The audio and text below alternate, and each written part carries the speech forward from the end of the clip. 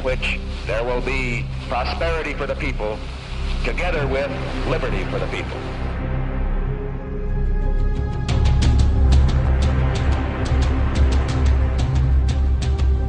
The question is, why are we supporting El Salvador? No, the question was, why are we killing priests in El Salvador? The answer is we're not. Now you be quiet. President Cristiani is trying to do a job for democracy, and the left-wing guerrillas must not take over El Salvador.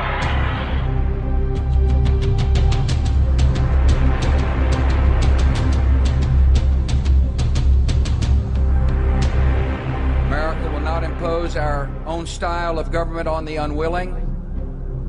Our goal instead is to help others find their own voice, attain their own freedom, and make their own way.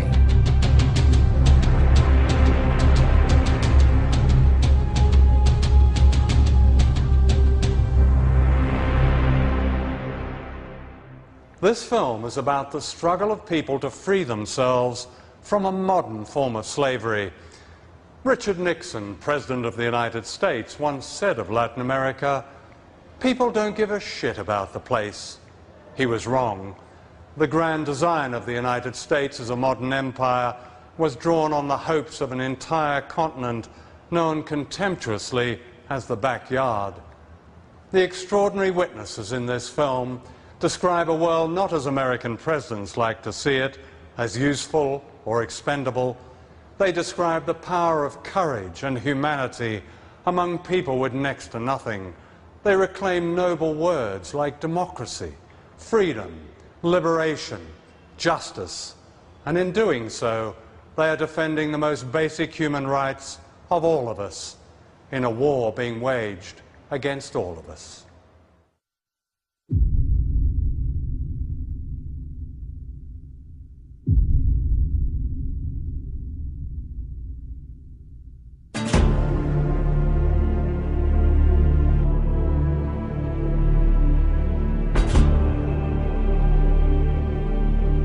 This is Caracas, capital of Venezuela, one of the richest countries in Latin America, thanks to huge deposits of oil.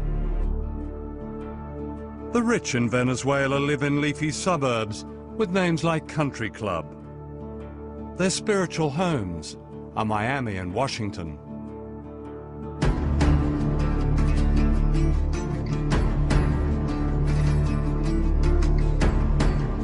The majority live in what are known as barrios, on hillsides in breeze block houses that defy gravity. In the past, these people have been invisible, excluded from their own society. Today, they display the confidence of those who know an extraordinary change has come to their lives.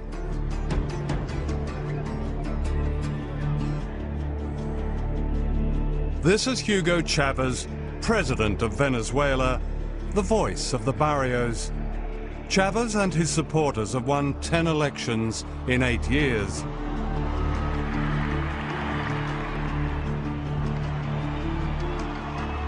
He's the symbol of an awakening of people power, driven by great popular movements that are unique to Latin America.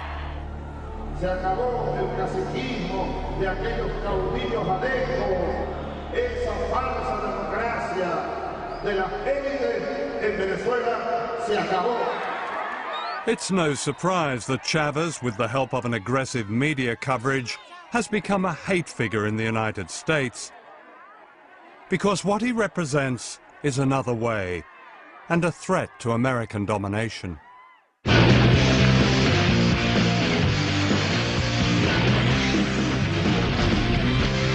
All right, now, Hugo Chavez, the criminal, speaking of criminal, government of Venezuela, offering... The criminal? The criminal, it's a criminal government. In my opinion, and the opinion of a lot of people in our government, Hugo Chavez represents an extreme threat not only to our nation, but to our hemisphere. He should have been killed a long time by ago. whom? And anyone who believes other... By anyone. ¿No hay café por ahí? Absolutely. Do you want a cup of coffee? Yes, yes. Era una de mis lecciones de inglés de secundaria. Do you want a cup of coffee? Do you want a glass of milk? Do you want a glass of water? English lesson 1. Let me ask about you personally. I mean, traveling with you for the last couple of days, I've seen a man who's clearly deeply committed to what you want for the Venezuelan people. Could you describe where that came from? Yo nací en un hogar muy pobre, de campesinos, ¿no? Y me tocó vivir la pobreza. Yo fui un niño pobre, de pie descalzo. Mi padre maestro de escuelas rurales, mi madre también. Una abuela hermosa, india, que me llenó de amor. Mi abuela me enseñó mucho y aprendí de ella la solidaridad con los demás, el compartir el pan, aun cuando poco con el otro. Entonces me fui al ejército, a la academia militar, me hice soldado y ahí me conseguí con Bolívar. Empecé a dar cuenta de la verdad. Simon Bolivar is venerated in Latin America as the liberator from Spanish colonialism. Bolivar believed that freedom only came when people united against all invaders, no matter their disguise.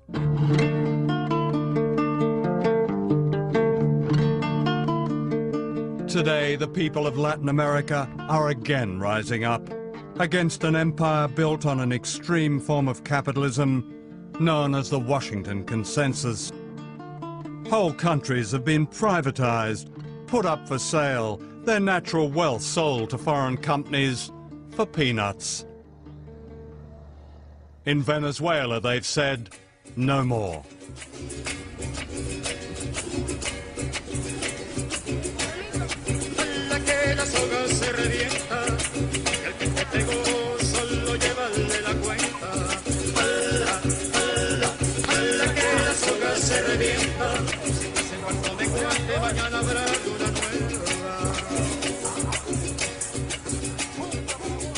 This is La Vega, a barrio of 1 million people. Mariela Machado has lived here most of her life.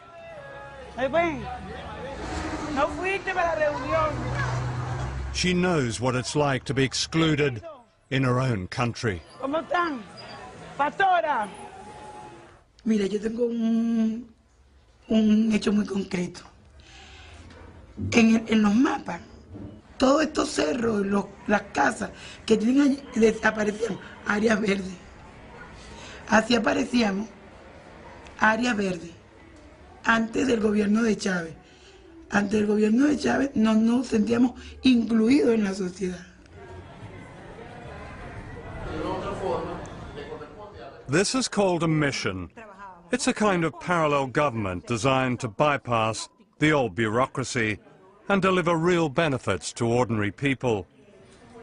This is raw democracy, a triumph of the grassroots. Today they're discussing the dream of owning their own homes for the first time. Nosotros no queremos título por tener título. Uno de los objetivos de ser propiedad de la tierra, más que el título, es tener la propiedad para urbanizar, para tener los mismos derechos que por muchos años hemos sido negados. Eso es lo más importante. Si nosotros, de que el que reciba el título, no, ya yo estoy listo y me voy, y no venga a la asamblea parroquial, porque después del título hay otras cosas mejores, es la urbanización de nuestros barrios.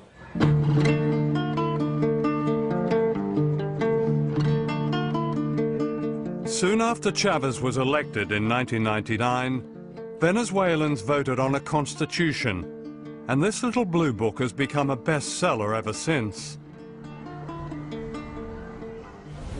This is one of a chain of supermarkets set up in the barrios, funded by the proceeds of oil. Here prices are kept low, and on the back of every rice and soap powder packet are printed people's rights under the Constitution. Does it really mean something to you to see it there? No, claro, porque Yo no sabía lo de que teníamos derechos como cualquier otro, pero, y en este que nos habla en el artículo número 23, ¿verdad? Que nos habla de la política nacional y legislación. Mira, todo eso es, esto por lo menos, nosotros nos instruye. Democracia, lo dije hace un rato, delante de nuestro pueblo. Como dijo Lincoln, son definiciones sencillas. Ahora, lo difícil es llevarlo a la realidad. Aquí estamos llevándolo a la realidad. Gobierno del pueblo, por el pueblo y para el pueblo. A una sociedad de incluidos y de iguales, donde no haya exclusión, donde no haya miseria, donde reinen los valores humanos.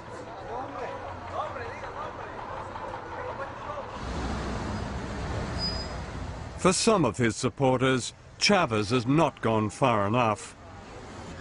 Familiar obstacles remain from the past, a stifling bureaucracy and widespread corruption. And although poverty has fallen dramatically in recent years, it's far from eradicated. When you drive in from the airport at Caracas, the one thing that shocks a first-time visitor are the barrios, the numbers of poor people. Why is it in Venezuela, which earns so many billions of dollars in oil money, that there still is this poverty in spite of all the changes you've made? ¿Que los pobres de Venezuela siguen siendo pobres? Sí. Yo siempre les digo, no queremos ser ricos. Nuestro objetivo no es la riqueza material. Es vivir dignamente, claro, salir de la pobreza y salir de la miseria sobre todo. Y vivir dignamente, ese es el objetivo. No convertirnos en millonarios, el American Way of Life, no, eso es una imbecilidad. Eso te lo digo un poco porque el tema de la pobreza es un tema al que somos muy sensibles y es el que nos lleva la mayor parte de nuestra lucha de todos los días.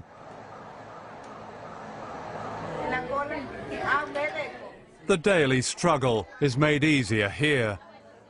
10 years ago, this clinic would not have been dreamed of. Now, all over Venezuela, ordinary people have free health care, many seeing a doctor for the first time in their lives. Estoy haciendo un documental sobre Venezuela. Perdona la interrupción.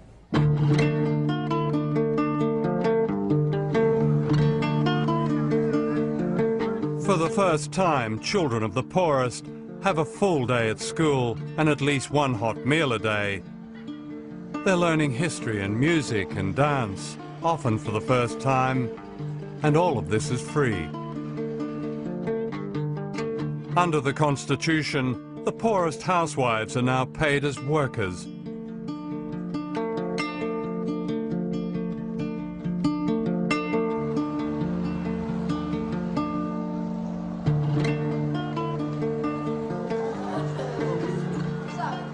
Desde el mismo nivel y vamos todos, nos preocupamos del compañero que... There is now close to full literacy thanks to classes like this, catering to those like Mavis Mendez, aged 95, now reading and writing for the first time. Significa mucho para nosotros. Yo lo único que lamento es que no esté más joven para seguir aprendiendo mucho más. Porque nunca habíamos tenido un gobierno que se preocupara por la gente pobre, pues, o que nos enseñaran a leer, a escribir, nada de eso. Pienso que nunca es tarde para superarse uno.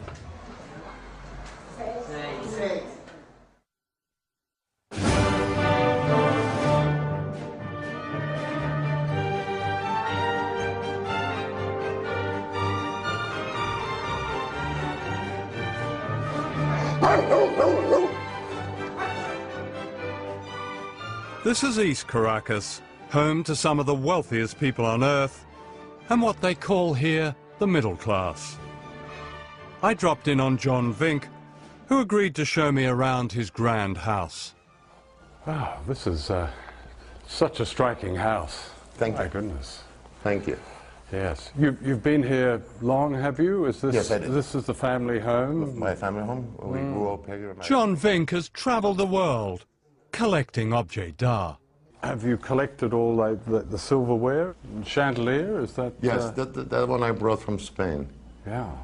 This is a collection of Delft blue. That's why I have them over there so they don't break. This is from Peru. It's silver.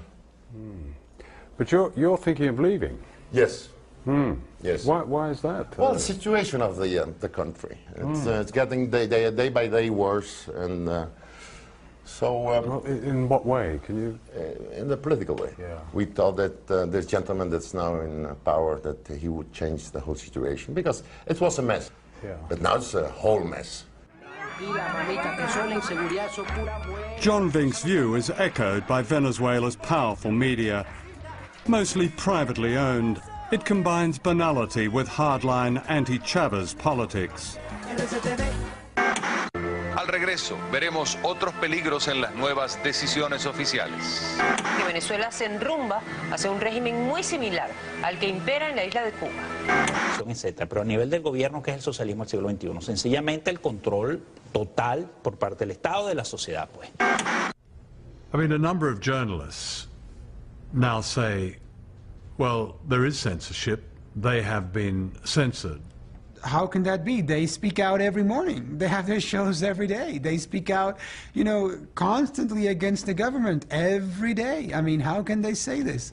I don't know if you have seen the programs that they have. Well, anybody that comes to Venezuela and spends 2 days looking at these channels knows that there's no censorship in Venezuela. You just have to sit down and see those opinion programs between 6 o'clock and 8 o'clock in the morning. Cuba está evolucionando de fascista a nazi. ¿Qué es un nazi con diferencia a un fascista? Fundamentalmente que el nazi asesina. I mean, I don't think in any part of the world you hear the things that they say about President Chavez, about his cabinet, his ministers, the governors, the policies, whatever. I mean, it's even obscene in some ways. It seems to me that everything, including the weather, is being blamed on Mr. Chavez. Nobody blames Mr. Chavez for the weather because it's the only thing left which still works, okay? All the other thing fell apart entirely.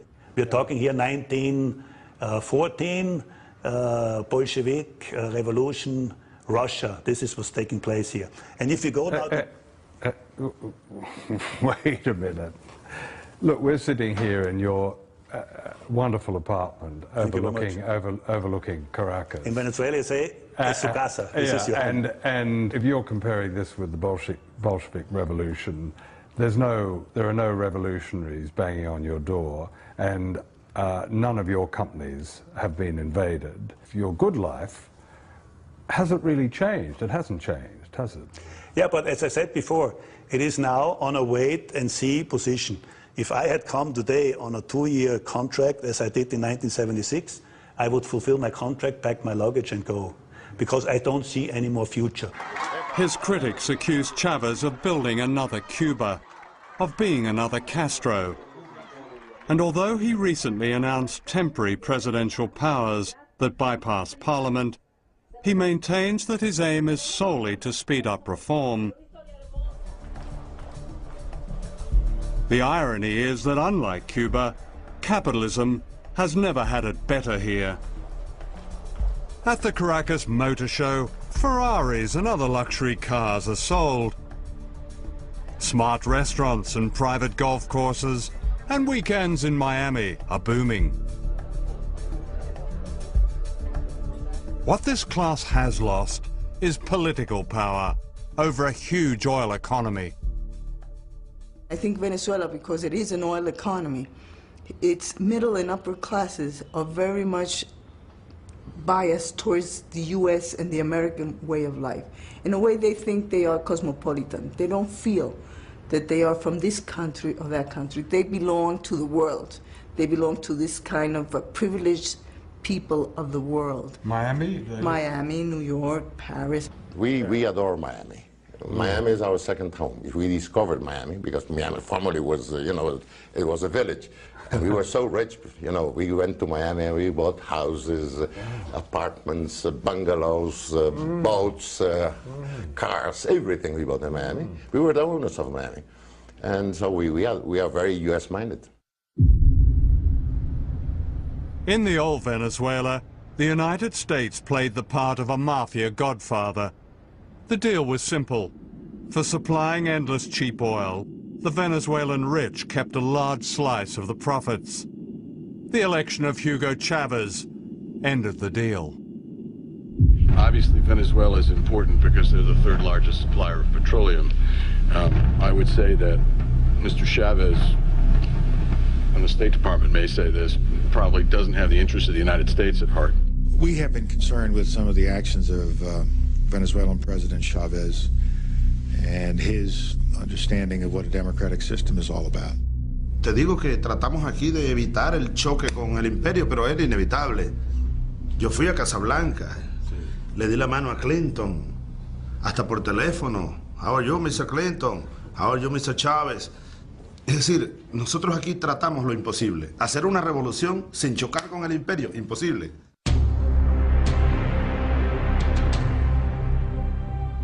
In Washington and Miami and the country clubs of Caracas, getting rid of Chavez became an obsession.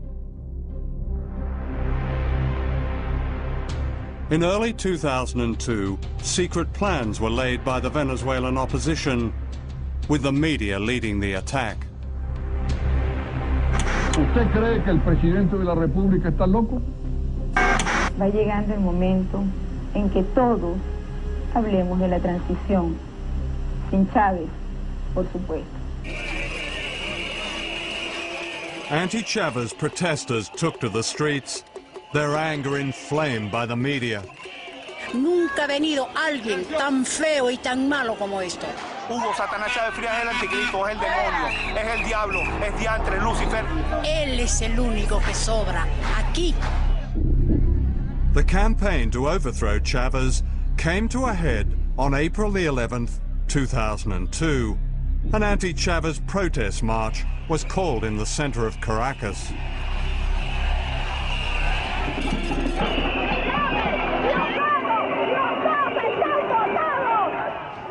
What they didn't know was that there were two marches that day.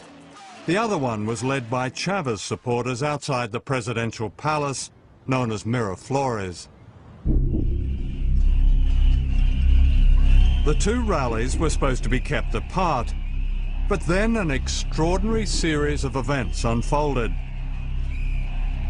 Without warning, the opposition marchers were redirected to the presidential palace by one of the organizers. Y él les dice, bueno, vamos hacia el palacio, vamos a desviar la marcha hacia el palacio de Miraflores. People tried to stop the march from changing course, but the organizer was having none of it. Le dice, no, en esta vaina mando yo y tú mandas en tu casa. Esto ya está programado y se va hacia Miraflores.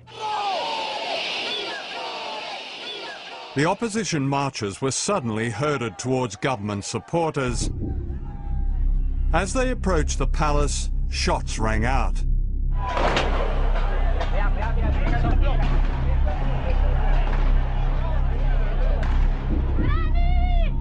They were being fired upon by snipers, who shot them one by one, many with a bullet to the head.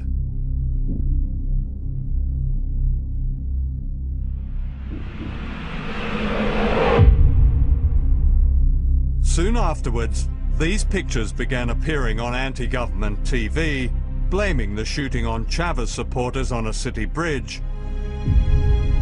Disparaban y apuntando y descargando las armas automáticas.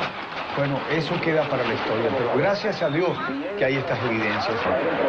Y apuntando a la gente que pacíficamente estaba ahí abajo.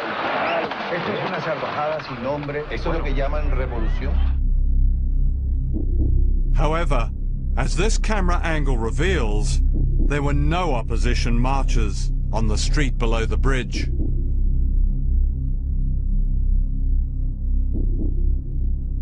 What the TV pictures did not show was this. The people on the bridge are clearly trying to protect themselves, crouching down to avoid the bullets of unknown snipers above them and anti-Chavez police units below them.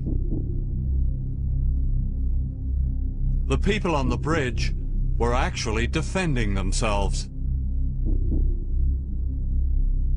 Entonces era como una zona de combate, de control, y que ellos actuaron bien planificado, estaba súper planificado todo eso.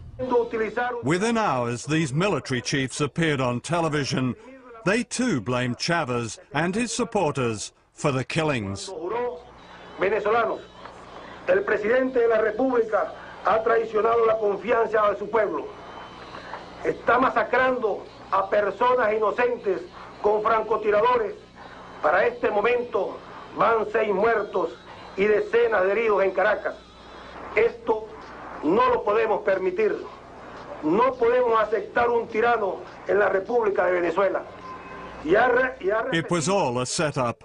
The CNN correspondent in Caracas, Otto Neustald, later revealed that the generals had recorded their statement before the shooting. El día 10 en la noche me llaman por teléfono y me dicen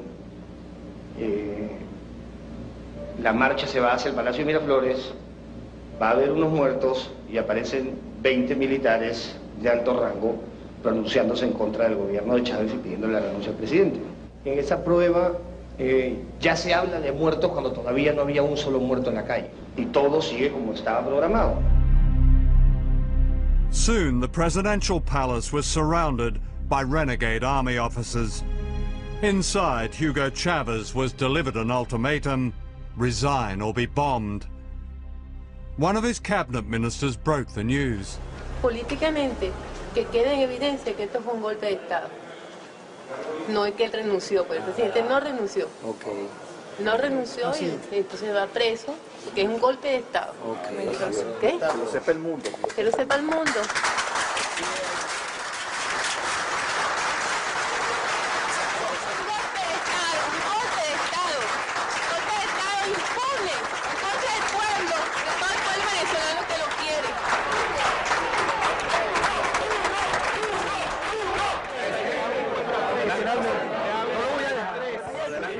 The plotters announced that Chavez had resigned. He hadn't. He was kidnapped.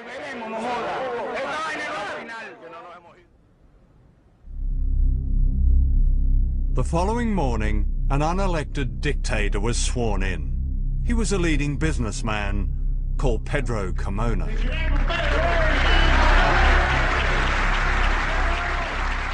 Eso hicieron una fiesta. Yo vi todo ese programa cuando ellos estaban en tu programa de televisor. Mire, mijo, usted no tiene idea cómo lloré. Como que si se habían muerto mis hijos y mi madre, que son la cosa más sagrada que tengo. En verlos a ellos, como decían, bueno, amaneció de nuevo en Venezuela. In one amazing proclamation, democracy was demolished, piece by piece. Se suspende de sus cargos a los diputados principales y suplentes a la Asamblea Nacional. Se destituyen de sus cargos ilegítimamente ocupados al presidente y demás magistrados del Tribunal Supremo de Justicia. Así como al fiscal general de la República, al Contralor General de la República, al Defensor del Pueblo y a los miembros del Consejo Nacional Electoral.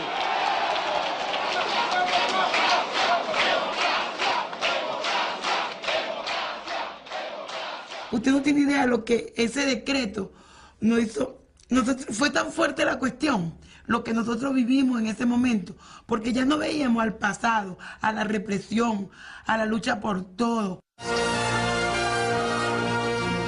In the United States, the broadcast media carried the same pictures and the same story used to justify the coup. The Bush administration made it clear it is happy with the change in leadership in the country responsible for 15% of America's oil imports. Anthony Mason has our report. In the end, this is what triggered the overthrow of Hugo Chavez. Armed gangs loyal to the Venezuelan president firing on thousands of anti-government protesters. After 16 people were killed and hundreds wounded, last night soldiers surrounded the presidential palace. At the White House, the spokesman of President Bush rubber-stamped the story. Let me share with you the administration's thoughts about what's taking place in Venezuela. We know that the action encouraged by the Chavez government provoked this crisis. The Chavez government suppressed peaceful demonstrations, fired on unarmed, peaceful protesters, resulting in 10 killed and 100 wounded. That is what took place, and a transitional civilian government has been installed. Back in Venezuela, 3 years of modest democratic reform had been overturned. Afortunadamente tenemos una gran arma, que son los medios de comunicación. Si ustedes, el pueblo venezolano vio hoy, el ejército ni la Fuerza Armada hizo un disparo. Todo esto fue nuestras armas fueron los medios de comunicación. The plotters and their friends had everything to celebrate, or so they thought.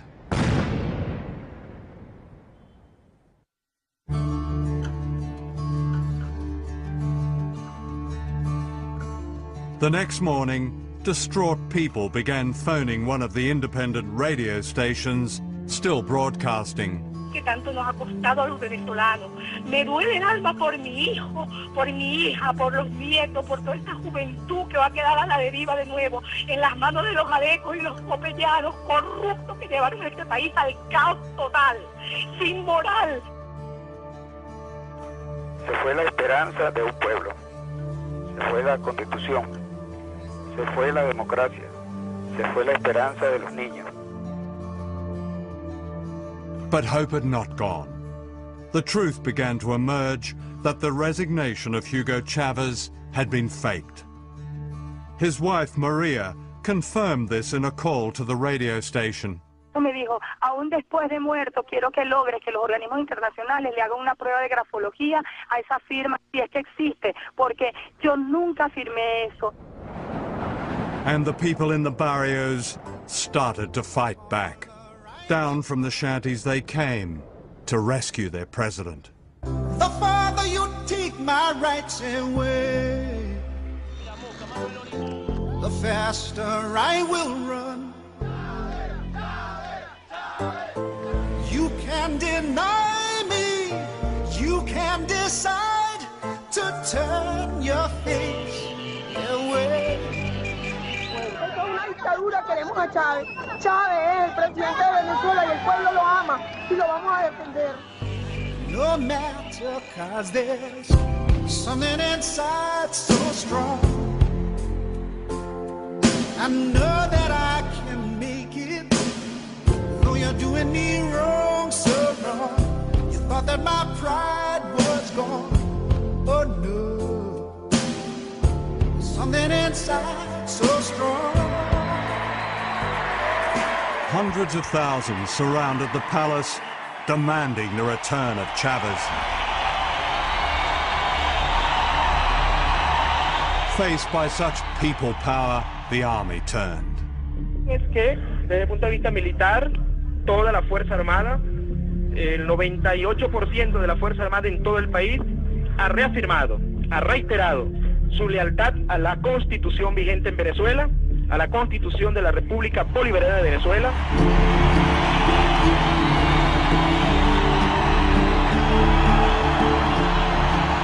Roared on by huge crowds, the Presidential Guard, who had gone into hiding, retook the palace, and the plotters fled. Los muchachos, los policías militares que estaban dentro de Miraflores, empezaron a levantar la bandera. Eso también nos dio más fuerza todavía a que no estábamos solos. Y ahí nos quedamos hasta que empezó a venir un helicóptero.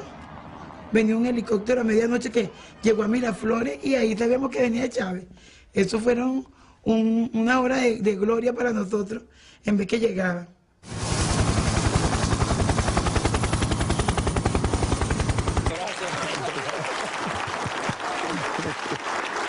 Just 48 hours after being kidnapped, Chavez was back in power. Creo que la prueba suprema fue el golpe de Estado de abril 2002. Fui hecho prisionero, me llevaron, pensé que iba a morir. Ahora el pueblo venezolano, los pobres, sin armas, se fueron por cientos de miles a las calles, por millones, a pedir por mi vida y a pedir que vuelva Chávez. Entonces a mí no me queda más nada, después de eso sobre todo, que dedicarle todo lo que me quede de vida a ese pueblo, sobre todo a los más necesitados, sobre todo a los más pobres.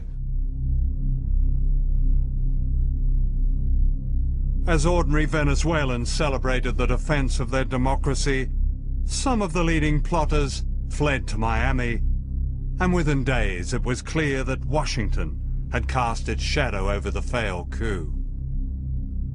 The Bush administration had gone along with the lies of the plotters. We know that the action encouraged by the Chavez government provoked this crisis.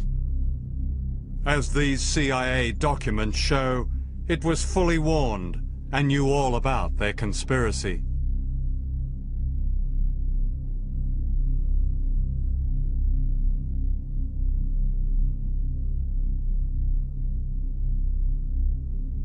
Washington claims that it warned Chavez about the coup. This is denied by the Venezuelan government. Washington not only knew what was going on, it was backing and funding the coup indirectly. Documents recently released show that the Bush administration channeled millions of dollars to the Venezuelan opposition in the months leading up to the coup. The money was handed out by its principal aid agency, USAID, and an organization called the National Endowment for Democracy. During the 6-month period prior to the coup in April 2002, the U.S. government invested more than $2 million into financing these organizations that they knew at least 6 months before were planning to overthrow the government. You're essentially saying post hoc ergo propter hoc, because it happened post hoc. I don't think our viewers will understand that. If you could translate that. Just because it happened after we provided support to these groups doesn't mean that it happened because we provided support to these groups. Yes. It is a logical fallacy. Right. We would be very open and transparent about what kind of support we provided through the National Endowment for Democracy and other institutions. In fact, the National Endowment for Democracy handed out money to groups whose leaders were given cabinet positions in the short-lived illegal regime. An official in Washington explained that this was merely part of President Bush's freedom agenda. But I want to just be very explicit about this, because there is, I think it's very important, and it's in the interest of fairness, to understand that the United States did not support that coup. President Bush has promised to rid the world of evil and to lead the great mission to build free societies on every continent. To understand such an epic lie is to understand history, hidden history, suppressed history, history that explains why we in the West know a lot about the crimes of others, but almost nothing about our own. The missing word is empire. The existence of an American empire is rarely acknowledged, or it's smothered in displays of jingoism that celebrate war, and an arrogance that says no country has a right to go its own way unless that way coincides with the interests of the United States. For empires have nothing to do with freedom. They're vicious. They're about conquest and theft and control and secrets.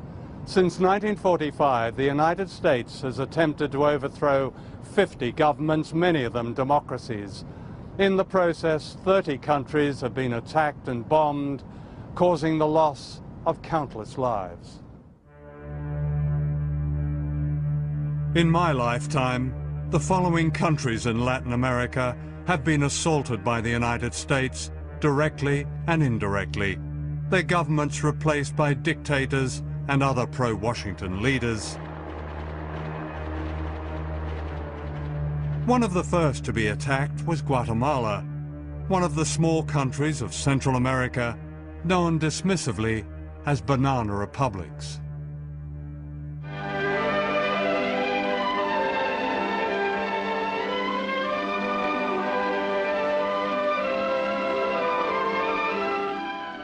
This is Guatemala City as seen from the air. People who live in the city dress very much like the people in our own southern states. There are many churches and people go to church regularly. They speak Spanish, of course, as most of them are of Spanish descent. In fact, most of the people of Guatemala are not of Spanish descent. They're indigenous Mayan people and very poor.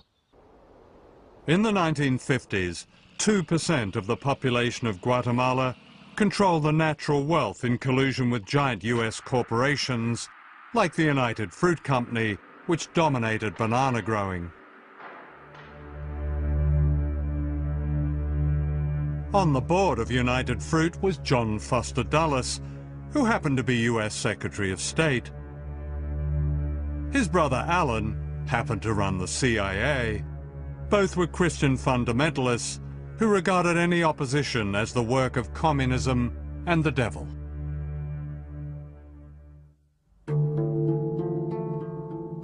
In 1950, this man, Jacobo Arbenz, became the first Guatemalan leader to be democratically elected by a majority of his people, who saw in him the hope of social justice. He was the Hugo Chavez of his day. What was going on in Guatemala is that there was a democratically elected president in 1950, Jacobo Arbenz, who sought to institute a series of New Deal-style reforms in which the state had a greater role in both developing the economy and redistributing wealth. And the centerpiece of that was a land reform. Arbenz was far from radical. His land reform policies were modest. But Washington was having none of it. Howard Hunt was then working for Alan Dulles' CIA. So they said a decision has been made at the highest levels of our government to rid Guatemala of the Arbenz regime, and we would like you to participate in it. You will be the chief of propaganda and political action. In Guatemala, what the CIA did was mobilize every facet of American power. It didn't just isolate Guatemala militarily and diplomatically, but it used the techniques of social psychology in a nearly year-long campaign which created a sense of crisis in Guatemala. What we wanted to do was have a terror campaign to terrify Arbenz particularly, terrify his troops, much as the German Stuka bombers terrified the population of Holland, Belgium, and Poland at the onset of World War II. And that's what they did, so that the United States could control the economy of Guatemala, destroying the dreams of its people. We sowed confusion through the countryside. And of course, by this time, we had aircraft flying over and dropping leaflets and doing a little harmless bombing. A little harmless bombing and a CIA terror campaign cost thousands of lives.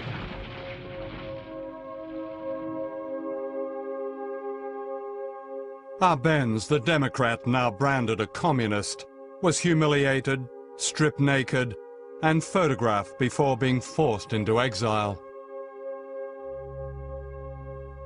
Richard Nixon, then Vice President of the United States, flew in to congratulate the new dictators. That Guatemala is going to enter a new era in which there will be prosperity for the people, together with liberty for the people. General Rios Montt was to be one of Washington's faces of liberty. During his time as president in the 1980s, thousands of people were murdered by death squads, most of them indigenous men, women, and children. His guns and helicopters came from the United States. President Reagan flew in to warmly endorse the general, whom he described as a man of great personal integrity. In the CIA, we didn't give a hoot about democracy. I mean, it was fine if a government was elected and would cooperate with us, but if it didn't, then democracy didn't mean a thing to us. And I don't think it means a thing today. The crushing of Guatemala was Washington's blueprint. 4 years later, Cuba, just 90 miles from Florida, threw down the first direct challenge, ending Cuba's humiliation as a North American colony, a playpen for drug barons and the mafia. Se han encontrado con que la revolución cubana sabe también pelear y ganar batallas en este campo. Washington would never forgive Fidel Castro. Under the government aegis, we had task forces that were striking at Cuba constantly. We were attempting to blow up power plants. We were attempting to ruin sugar mills. We were attempting to do all kinds of things during this period. This was a matter of American government policy. This wasn't the CIA. Cuba's achievements in healthcare and education are widely respected. However, for not bowing to the greatest power on earth, the Cuban Revolution has paid a high price. A 45-year economic war waged by the United States and the loss of vital democratic freedoms. How dare you, 90 miles from my country, last 45 years with a different form of government? How dare you haven't allowed American corporations to buy you out? How dare you continue this arrogance that says that you will never succumb to us? Don't you know who we are? Don't you know who these corporations are? Don't you know your life would be better if you could drink Coca-Cola every day? What justified the attacks on Cuba and other Latin American countries was the so-called Red Menace. We all know the atomic bomb is very dangerous. Since it may be used against us, we must get ready for it. First, you duck, and then you cover.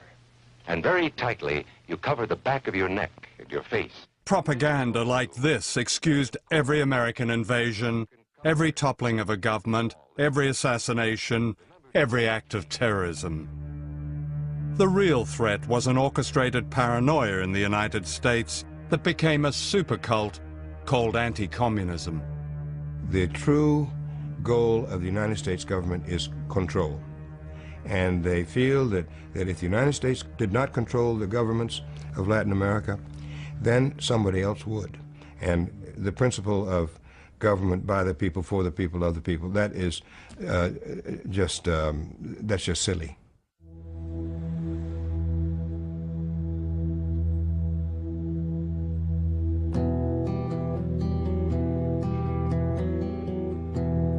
This is Santiago, the capital of Chile. In 1973, the National Stadium was turned into a concentration camp as a military coup backed by the United States overthrew the democratically elected government of Salvador Allende. The leader of the coup was a fascist, General Augusto Pinochet, who rounded up Allende's supporters and brought them here. A young medical student, Roberto Navarrete, was one of them. These changing rooms were used as what when you were imprisoned here? They were used as places where people were kept inside here, 50 or more. You can see that there was actually no room to move around here. Even all these places were full of people sleeping here, and there were no blankets or anything. Even some people actually slept here. There was very little room. When they started to torture you all, what did they do to you then? The techniques they used were beating you, especially in sort of places where it could become very painful, with a rubber truncheon, and especially the genitals and the soles of the feet, and the arms and various places.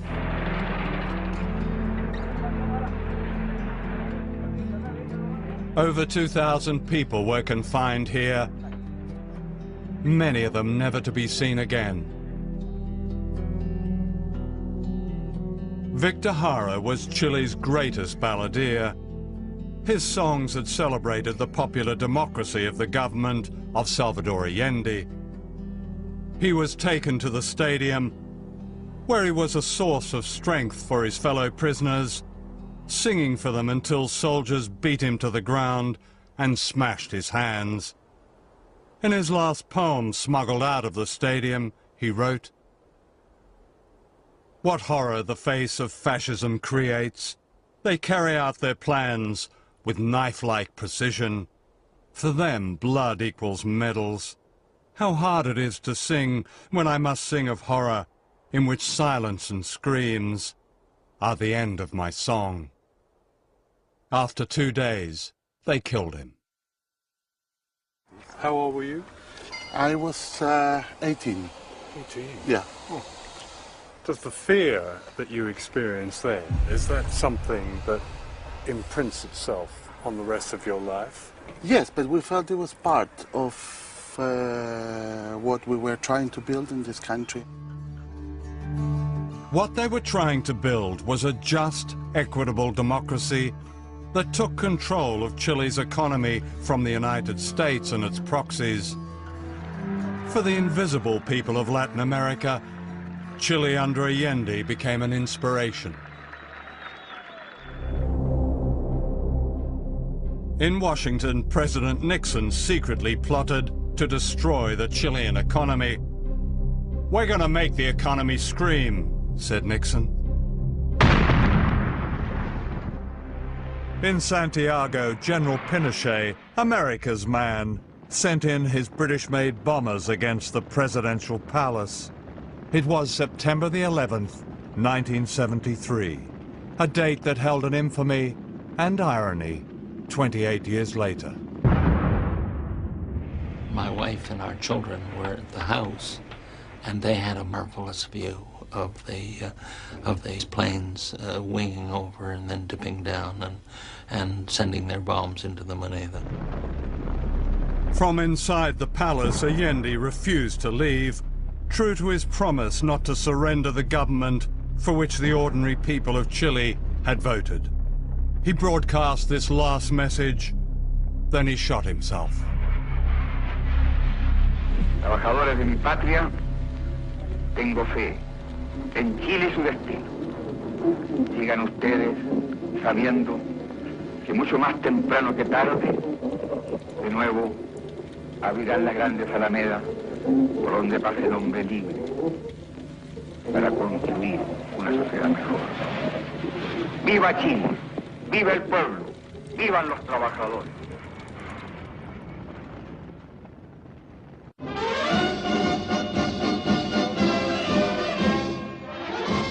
With General Pinochet in power, Washington again denied it had destroyed another democracy.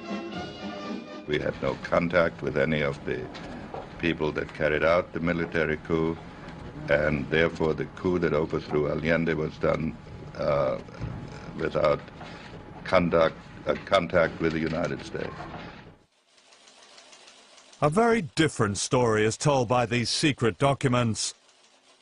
In October 1970, the CIA cabled its man in Chile. It is firm and continuing policy that Allende be overthrown by a coup. When that happened 3 years later, a US official cabled back to Washington, Chile's coup d'etat was close to perfect. Fascism is a word that's often misused, but you've experienced it, the real thing. Yeah, I think so. I think When did you realize that you were ensnarled by fascism? When did it manifest itself? I think it was evident from the very beginning, the ferocity, the sheer brute force that they use, the disregard for any kind of human dignity. I mean, their aim was really to make you into a thing, I think in order to protect themselves, because if they made you into a Sikh, then they didn't have to have human feelings towards you. They dehumanized you from the very beginning.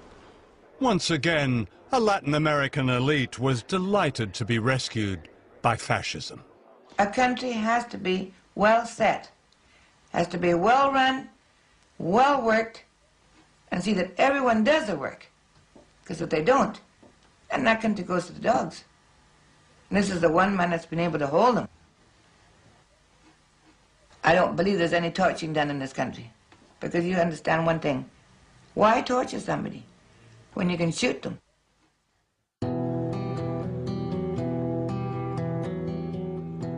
This is where they tortured and killed them. Villa Grimaldi was once a palatial home in a suburb of Santiago. Under Pinochet, it became a place of horror. Today, it's a memorial to its many victims. Sarah DeWitt, then a student activist, was a survivor.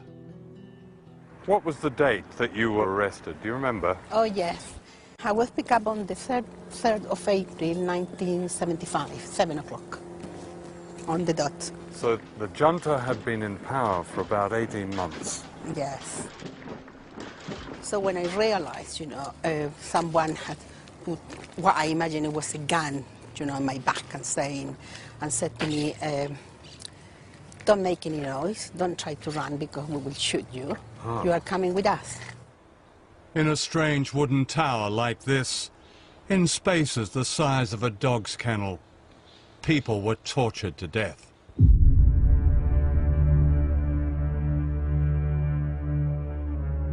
They took me to this room. They were punching me, hitting me, grabbing my nipples, telling me that I was a whore. So they asked me to take off my clothes, and they tied me up. And then they started giving me electricity. Now, the electricity was all the time inside my vagina, in my breast, and then it was going round, round my body, my legs, my arms. And, well, they did that, They would stop asking me questions, and then touching me everywhere, and shouting, abusing. And then they would go, they continue with electricity. Duane Claridge was head of the CIA's Latin American division in the early 1980s. Chile, the only reason it exists is because of Pinochet. At a huge human price. What human price? Give me a break. The thousands who were disappeared and murdered? Thousands? You count them. What thousands? Well, and I've don't seen... talk to me about truth commissions. I've seen their names in the cemetery in Santiago. Yeah, you're saying they're thousands. fakes? They aren't thousands. Well... There aren't thousands, sir.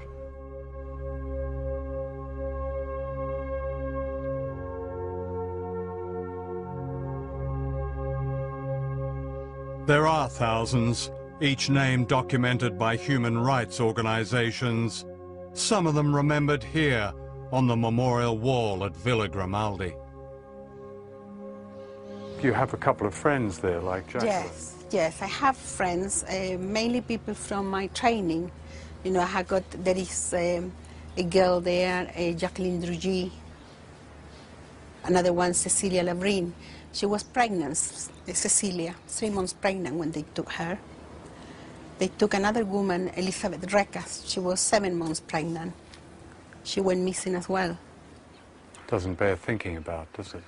No, because sometimes, I think about what were they feeling, when they were being killed, and why, and well, sometimes I think too much and I start feeling, like the pain. What do you feel when you are being killed? And in such a way that I find it, I find frightening, really. Yeah. Because you wish, that you could have done something for them. It's such the isolation. You must feel totally, I don't know, what do you think, really? Alone. Yeah, very, very much alone.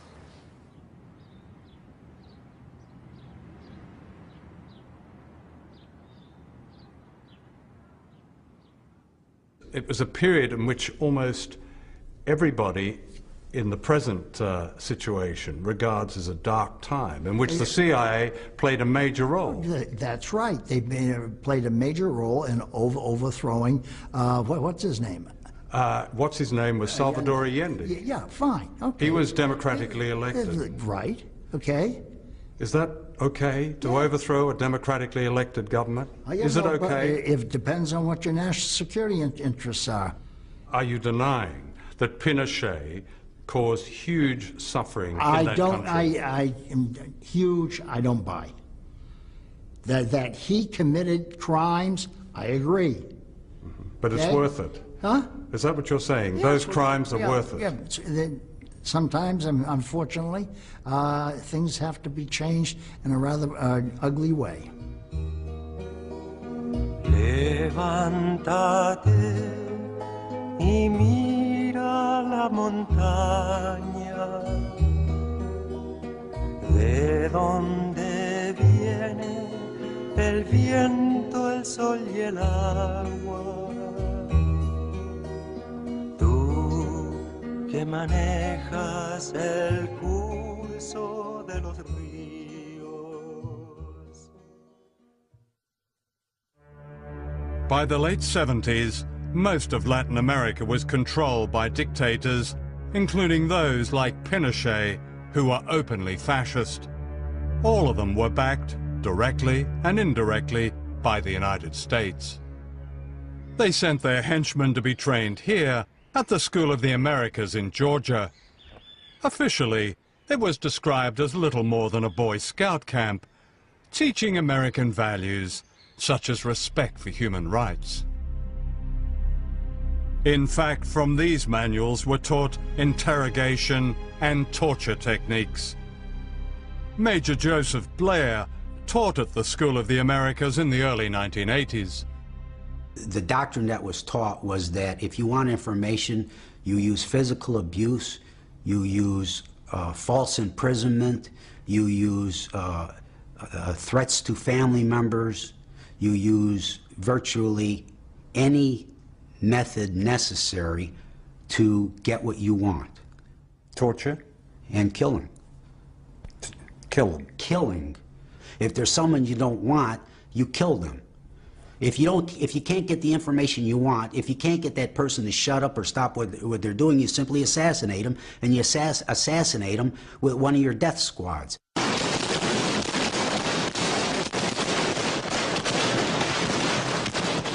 This is a death squad in action in El Salvador.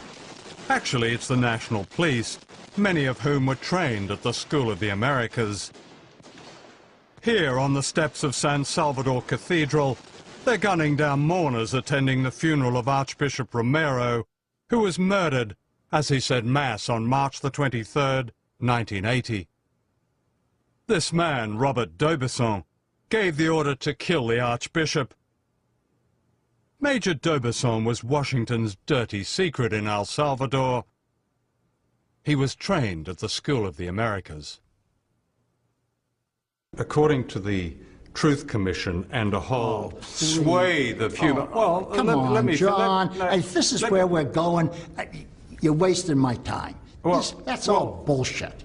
Those people all had agendas. So it was bullshit that the Salvadorian military were murdering tens of thousands of people. I bet you can't count more than 200 in the whole 10 or 12 years. We can count 200 in this one village alone. They were mostly women and children, systematically murdered in just one day and night in December 1981 in the village of El Mazote. The killers belonged to a special battalion of the El Salvador Army, trained by the United States. There were few survivors. Vio que las mujeres se abrazaban llorando y gritando que no las mataran. Yo por estar peleando por mis hijos, no los quería dar, no los quería dejar yo, decía que me moriría con ellos. Pero me los quitaron de mis brazos. Cuando se oía que estaban matando a los niños por la noche, se oían los gritos de los niños, y les gritaban a sus mamás y a sus papás. You're taking the stuff from these propaganda mills. And I'm not interested. What are the propaganda mills? All these things, this truth thing and all that, they're nothing but propaganda mills. Do you really think they're... I know so. Are they all conning us, lying us? Yeah, Amnesty International? Amnesty International is right in the middle of it. During the 1980s, the years of Ronald Reagan in the White House, a trail of carnage and grief was blazed across Central America. I reported America's war against Nicaragua, which had the temerity to overthrow a Washington-backed dictator, Somoza. The CIA attacked Nicaragua with death squads known as the Contra. Why did Washington attack such tiny countries? Because the weaker they are, the greater the threat. People who can free themselves against all the odds are sure to inspire others. What right have you, when I mean you, the CIA, the United States government, or any foreign power, what right do you have to do what you do in other countries? National security interests. But that's a divine right, isn't it? Because the people that you do it to have no say in this. Yeah, well, that's just tough. We are going to protect ourselves, and we're going to go on protecting ourselves because we end up protecting all of you. And let's not forget that. Right. Right, no, I won't. We'll intervene whenever we decide it's in our national security interest to intervene. And if you don't like it, lump it. Get used to it, world. We're not going to put up with nonsense. And if our interests are threatened, we're going to do it. In Guatemala, the United Nations described the Washington-backed campaign against the Mayan people as genocide.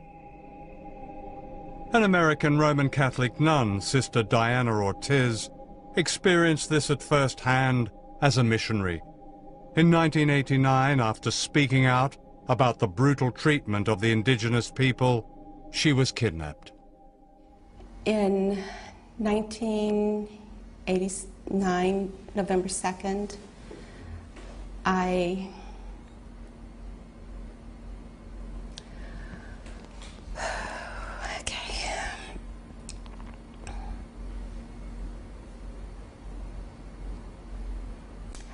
was abducted and I was put in a police car, blindfolded, and taken to a military installation in Guatemala City, known as the Polytechnica, which still exists today. I was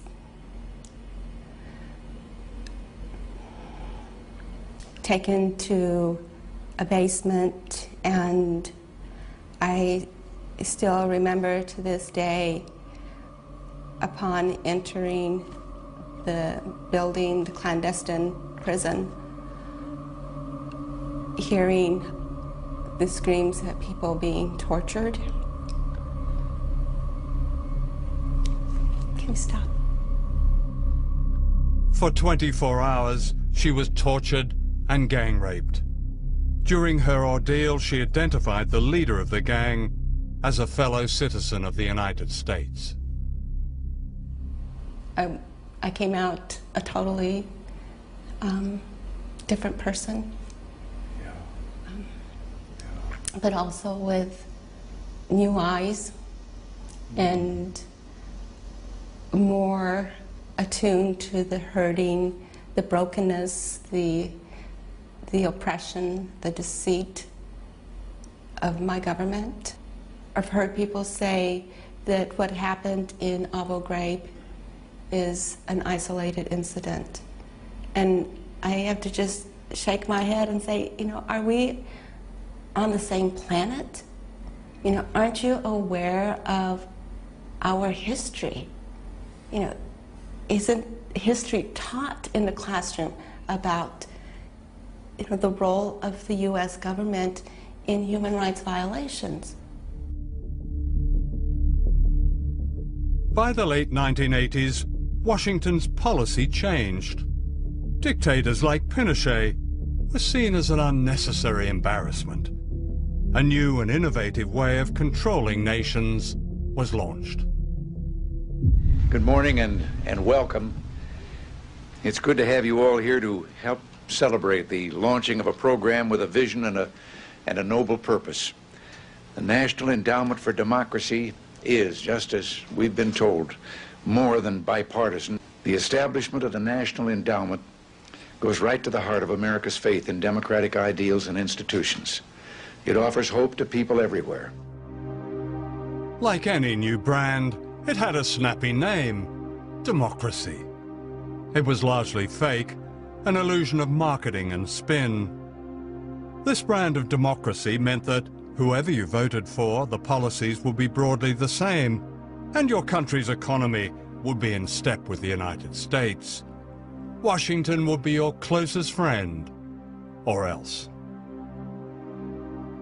In the 1990s, these democracies in name replaced dictatorships in Latin America, with Chile providing the model.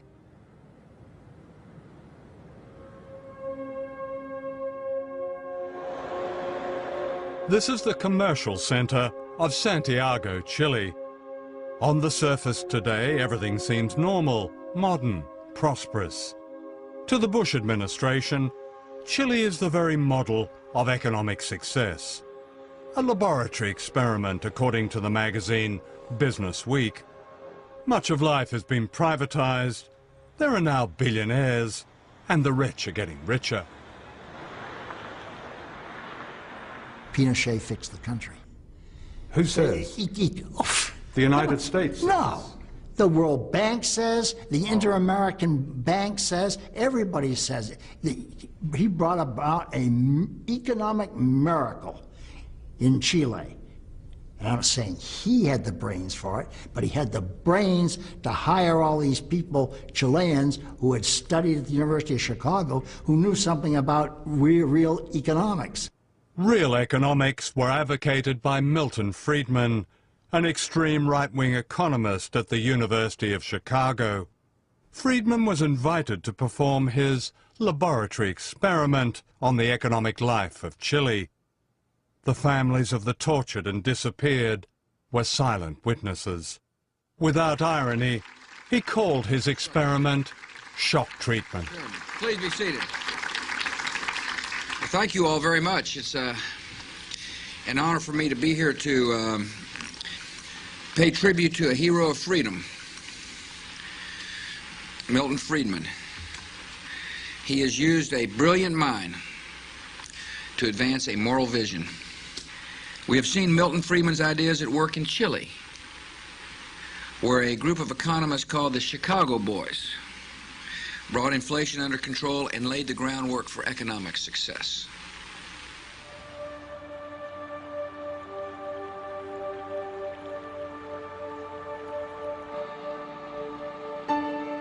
This is the other side of the economic miracle. Chile today is a deeply unequal society.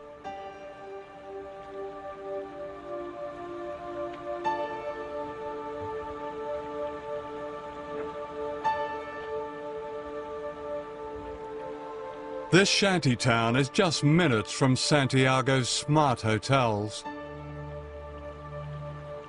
Hay tantos cesantes, hay miles de cesantes, los jóvenes, y el que trabaja no alcanza para nada. ¿Y con qué paga la luz? ¿Con qué paga el agua? Hay que comprar el gas, todas las cosas que hay que comprar. Diariamente la mamá dice, ¿qué hago para la comida de los niños? ¿De dónde saco dinero?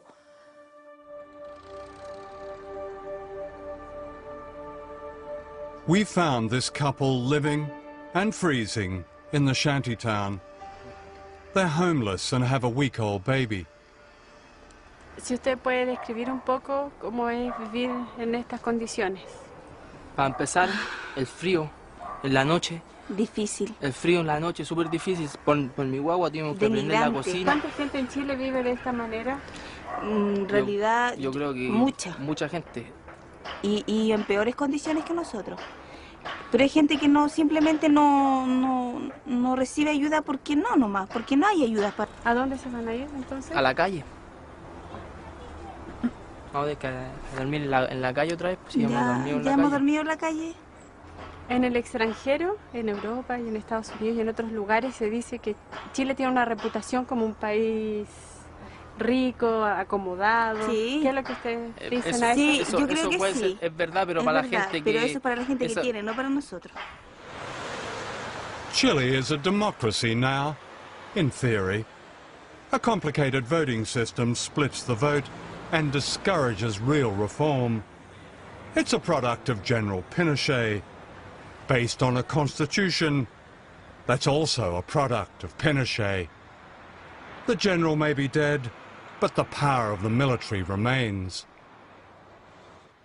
It's all very modern, the media is safe, and many believe it's wise to be silent, like the graves of their forgotten compatriots. It's Washington's ideal democracy. La dictadura tuvo un gran éxito en Chile desde el punto de vista de que estableció un modelo político, económico y social que todavía permanece hasta el día de hoy, porque en esencia no se ha cambiado la constitución que impuso la dictadura en 1980. No, nosotros no perseguimos democracia porque esa palabra está tan manoseada que no se entiende. Aquí hay una persecución contra los pobres, y no es en Chile, en toda América Latina está pasando eso. Yo creo que la gente que estudia sabe que ese punto de seguir así va a reventar en alguna cosa eso. Yo pienso que el pueblo va a despertar y va a decir, basta, ¿hasta cuándo?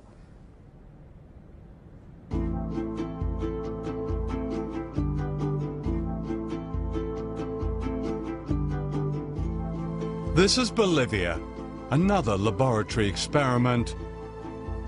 The majority of the population of this spectacular, brutalized country high in the Andes have also been invisible until recently.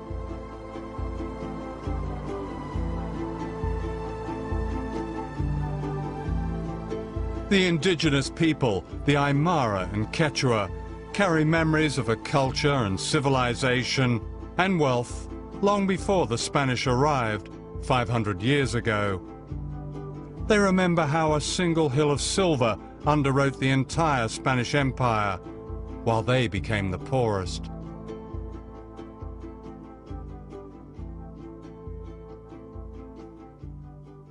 This is the National Congress of Bolivia. Until recently, the faces here were almost all white, the descendants of a tiny Spanish elite which plundered the nation's riches and reduced the indigenous majority to serfdom. It was a pattern of control repeated all over Latin America. The pattern has been broken in Bolivia with the rise of social justice movements of a kind never seen before, and whose democratic home is not Westminster or Washington or any other so-called model, but in the streets, the mines, the barrios, the fields. Governments that defy this popular power, this true democracy, do so at their own peril.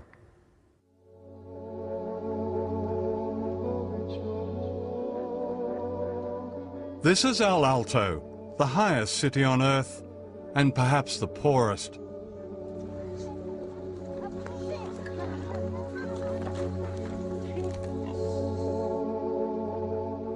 The occupants of this cemetery on the roof of the world are mainly children. Protected, they say, by the sacred mountain Illimani, El Alto overlooks Bolivia's capital, La Paz.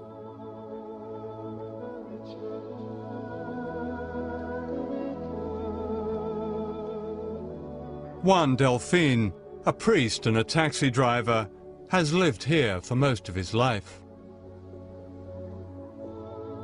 Este es una zona Villa Ingenio, cementerio general de Villa Ingenio, de la zona norte, de la ciudad del Alto. Y aquí hay una triste amargura.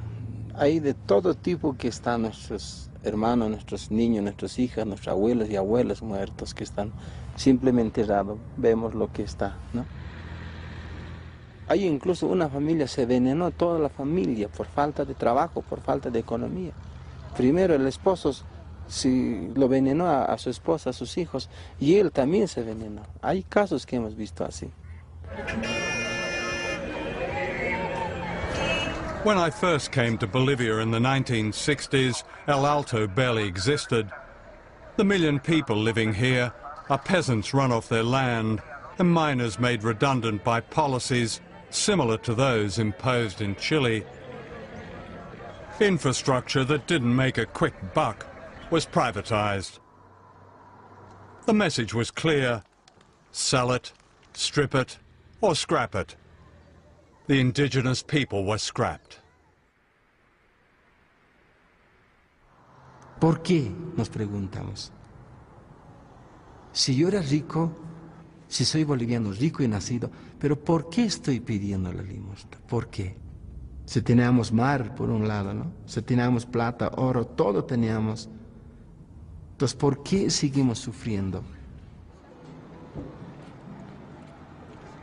And yet the people here have held together. Their sense of identity, their community.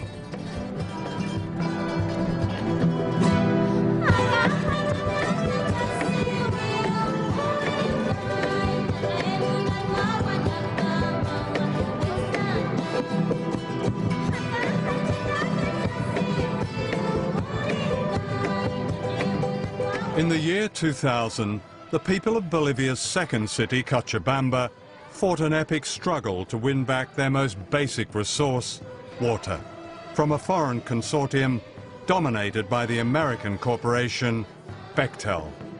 And they won.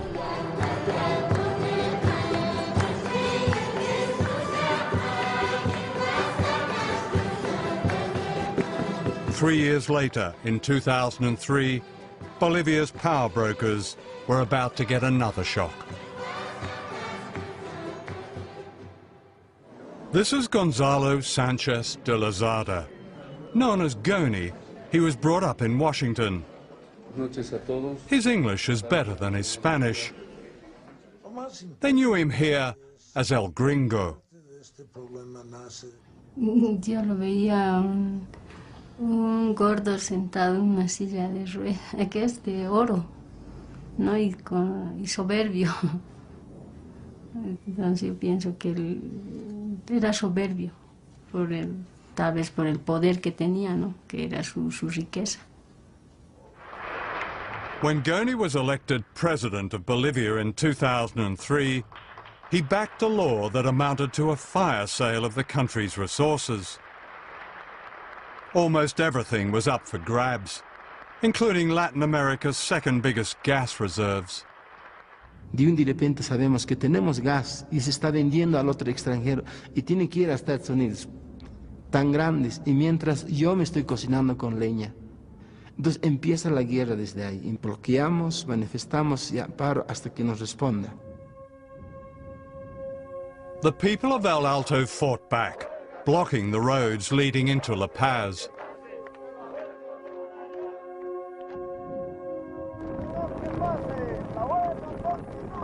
Se bloquee, que no se deje, que no vuele una mosca, decían. La gente ya salía a bloquear y no dejamos pasar las movilidades, ¿no? Pero eso se ha ido ya, ¿cómo se dice? Intensificando. Goni's response was the traditional Latin American way. He sent in the army to crush dissent.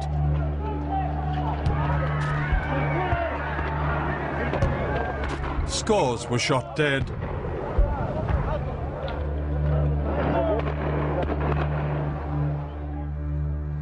Many were brought to Juan Delfin's church. Estas mesas han hecho así, y estaba aquí las mesas, y estaba aquí los cadáveres estaban aquí, entonces, y aquí es lo que incluso a los muertos hasta con clavos le sacaron las balas las sacaron, le tiraron a otro lado, Y era triste el ver aquí todo este miseria.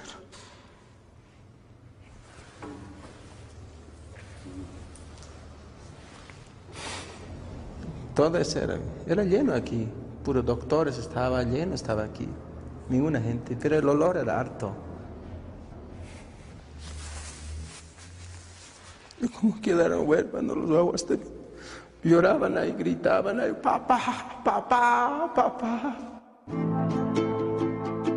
Tens of thousands of people poured down into La Paz, like the people of Venezuela's barrios demanding the return of their president. They demanded their country back. If the rich and powerful of Latin America had a nightmare, this was it. De pronto se sabía que el GON iba a renunciar. Peor con eso. Hemos agarrado como si fuera algo, un ánimo para que él se vaya. La meta era eso, para sacarlo a él. Eso era la meta. Goni fled to the United States and is today living in a smart suburb of Washington. In October 2004, the Bolivian Congress ordered his arrest on charges of bloody massacre. George Bush has said, governments that harbor terrorists are as guilty as they are. Pero toda esta oscuridad estamos así. El oscuro que nos ve. Toda la oscuridad. This extraordinary mural was painted by Juan Delfin. It's a cry of freedom from an entire continent. Todo mataron, pero nosotros defendemos este pueblo aymara con el potuto que defendemos nosotros, con la expresión de la voz, con el puño que tenemos y que manejamos nuestra bandera, que es nuestra huipala, la bandera, contra Estados Unidos. Este es Estados Unidos, la bandera de Estados Unidos. Contra eso estamos nosotros, porque ellos nos han hecho esto así. Es puño muy importante. Por eso cuando juramos, sí, este es nuestro, y estamos así.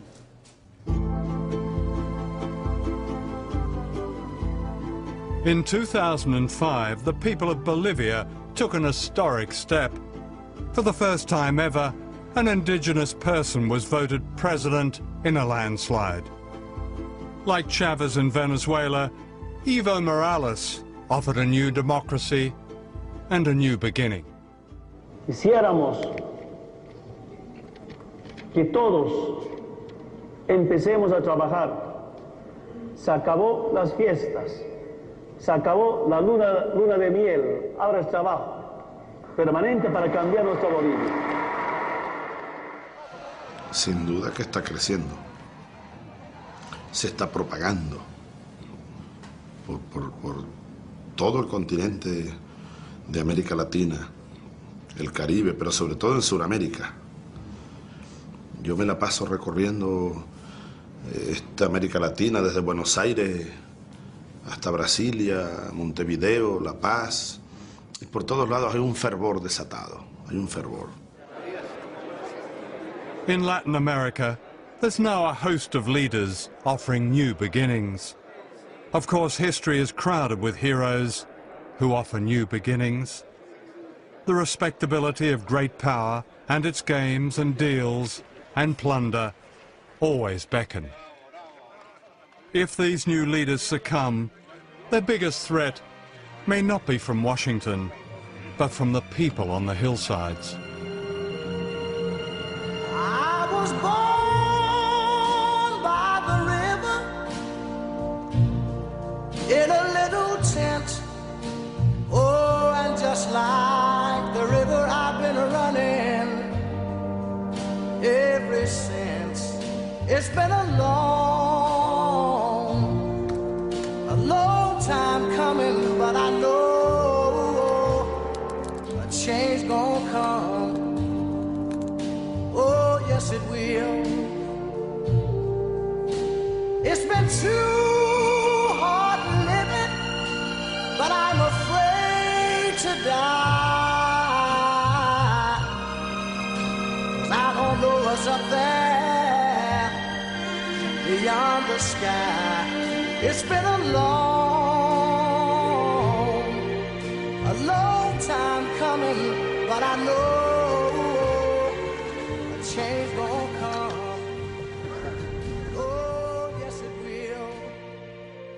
futuro es para mis hijos, para nuestros jóvenes. Y esa lucha no es solamente de Chávez, esa lucha es nuestra. Eso que Chávez abrió, que reconoció nuestras luchas, que nosotros estamos dando con él, lo vamos a seguir dando. O sea, la lucha del imperio no es con Chávez, es con nosotros. Llegó la hora del gran despertar. Y creo que Víctor Hugo, terminemos por ahí, yo soy muy victorugiano. Víctor Hugo escribió aquello: no hay nada tan poderoso como la idea cuya época ha llegado. El imperio americano llegó a su fin y debe imponerse en el mundo, bueno, el imperio de la ley, de la igualdad, de la justicia, de la fraternidad. Muchas gracias, John. Perfecto. I want Muchas to gracias. see you again. What happened here at the National Stadium in Santiago, Chile, has a special place in the struggle for freedom and democracy throughout Latin America and the world. The vow is never again, and yet it has happened again at Guantanamo Bay and all the other secret places where imperial power, regardless of its democratic pretensions, hides and tortures its perceived enemies. The questions raised in this film are urgent. Are the lives and dreams of the ordinary people of Chile, like the people of Venezuela, like the people of Bolivia, like the people of Nicaragua, like the people of Vietnam and Iraq and Iran and Palestine, expendable, worth only a few seconds on the news if they're lucky? The answer is no. And those who see the world through the eyes of the powerful should be warned. People are rising from the tyranny and oblivion to which we in the West have consigned them. Indeed, their resistance is well underway, as this film has shown. I would say it never stopped and is unbeatable. I go to the movie and I go downtown. Somebody keep telling me don't hang around. It's been a long time coming, but I know a change gonna come. Oh, yes it will. Then I go to my brother and I say, brother, help me please.